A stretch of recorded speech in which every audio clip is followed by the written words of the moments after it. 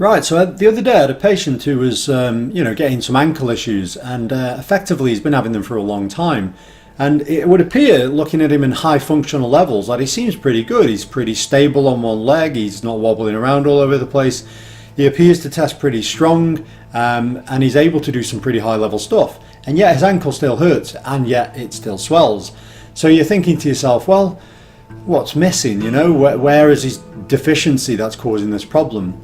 Now, what we decided to do, I thought, well, let's just have a little look at how strong he is in a different context by putting the muscle stim on. So I put the muscle stim on both perineal muscles on the sides of the shins and fired them up at an equal level of dose. And what I would expect, obviously, in a normal person is to get a pretty similar amount of contraction strength out of each side. Now, I put it on more of a faster twitch type setting, and I was, sure enough, getting really good contraction. Arguably, I was getting better contraction out of the bad side, which surprised me. But when it went on to the intermittence, it seemed to be quite dulled down. So I switched the setting onto more of an endurance setting, which is basically not targeting fast twitch muscle fibers at all. And sure enough, we saw that that side was barely twitching.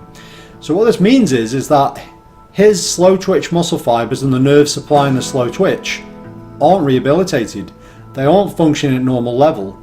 So when he's doing high level stuff, he's got the power, the explosiveness, everything to do with more higher function is looking pretty good, but he hasn't got the slow twitch control element. So obviously when you're just walking around day in and day out and your ankle doesn't have to fire rock hard, but it needs to be firing, it's not really firing. So his ankle's moving around a lot, so like chronic ankle instability.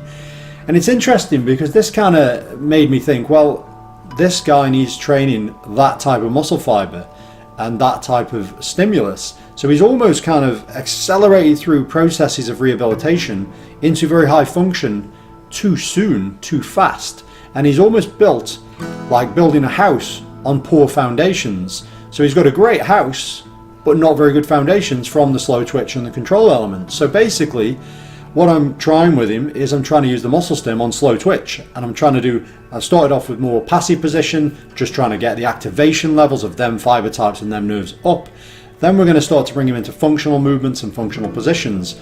And what I'm hoping to see, and I've seen this with fast twitch fibers as well, is that over time we increase the activation levels and it builds up. So you'll see greater and greater and greater twitch ability out of them slow twitch fibers until they match the other side.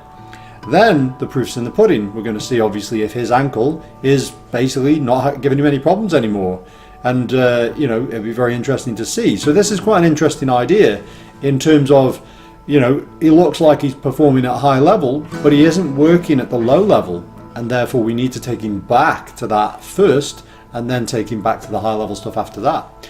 So yeah, so that just something that I noticed the other day. So I thought I'd do a little quick video on it. So so that's it for today, and I'll catch up with you next time. We want to keep making great content for our subscribers, so if anyone would like to support the channel by making a pledge, then we would be extremely grateful, and you can do this on our Patreon page here.